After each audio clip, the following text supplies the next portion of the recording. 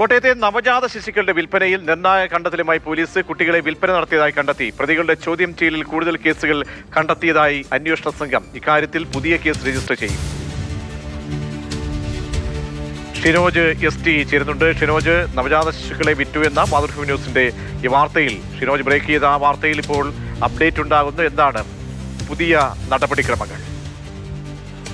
പ്രതീക്ഷ, നമ്മൾ ഇന്നലെ ഈ വാർത്ത പങ്കുവെക്കുന്ന സമയത്ത് തന്നെ നമ്മൾ സംശയങ്ങളായി മുന്നോട്ട് വെച്ചിരുന്ന പല കാര്യങ്ങളും ഉണ്ടായിരുന്നു.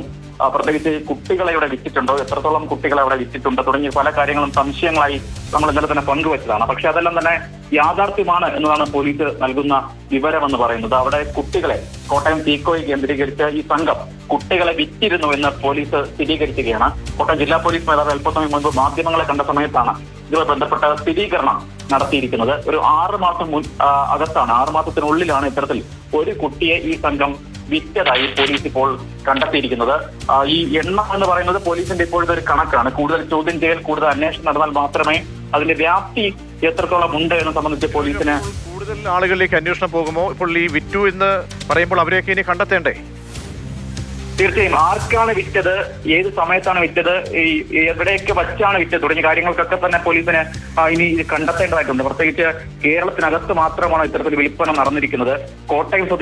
കോട്ടയത്ത് മാത്രമല്ല, തമിഴ്നാട്ടിൽ നിന്ന് സ്വദേശി ഒരാൾ ഇന്നലെ പോലീസ് അറസ്റ്റ് ചെയ്തിട്ടുണ്ടായിരുന്നു. തമിഴ്നാട്ടിലേക്ക് അന്വേഷണം വ്യാപിപ്പിക്കേണ്ട സാഹചര്യമുണ്ടോ, അങ്ങനെ പല കാര്യങ്ങളും ഒക്കെ തന്നെ ഇനി വ്യക്തത അറിയുന്നു. എന്തായാലും നിലവിൽ കേസെടുത്ത് പോലീസ് ആദ്യം ഈ അസം സ്വദേശിനിയായിട്ടുള്ള 22 വയസ്സുകാരുടെ പരാതിയിൽ അവരെ അവിടെ തടഞ്ഞു വെച്ച് ഉപദ്രവിച്ചു എന്ന പരാതിയിലാണ് പോലീസ് കേസെടുത്ത് അന്വേഷണമൊക്കെ തന്നെ തുടങ്ങിയത്. ഇനി ആ എഫ്ഐആർ മതിയാകില്ല. കാരണം പോലീസ് ഇത്തരത്തിലൊരു കുഞ്ഞിനെ വിറ്റു എന്ന സ്ഥിരീകരണത്തിലേക്ക് പോലീസ് എത്തുന്ന സാഹചര്യത്തിൽ പുതിയൊരു എഫ്ഐആർ കൂടി ഇടാനാണ് പോലീസിന്റെ തീരുമാനം. ആ എഫ്ഐആർ ഇട്ടുകൊണ്ടായിരിക്കും ഇതുമായി ബന്ധപ്പെട്ട കൂടുതൽ അന്വേഷണത്തിലേക്ക് പോലീസ് ഇപ്പോൾ എന്തായാലും കടക്കുക. എന്തായാലും നമ്മൾ ഇന്നലെ സംശയിച്ച കാര്യങ്ങളൊക്കെ തന്നെ അത് വാസ്തവമാണ് എന്ന് പോലീസ് തന്നെ സ്ഥിരീകരിക്കുന്നു. ഇവിടെ തീക്കോയി കേന്ദ്രീകരിച്ച് ഈ സംഘം വലിയൊരു റാക്കറ്റാണ്. ആ റാക്കറ്റ് അതുമായി ബന്ധപ്പെട്ട് കൂടുതൽ കണ്ണുകളിലേക്ക് ഇനി എത്തേണ്ടതായിട്ടുണ്ട്. കൂടുതൽ അന്വേഷണം അതുമായി ബന്ധപ്പെട്ട് വേണം എന്ന് തന്നെയാണ് പോലീസും പറയുന്നത്.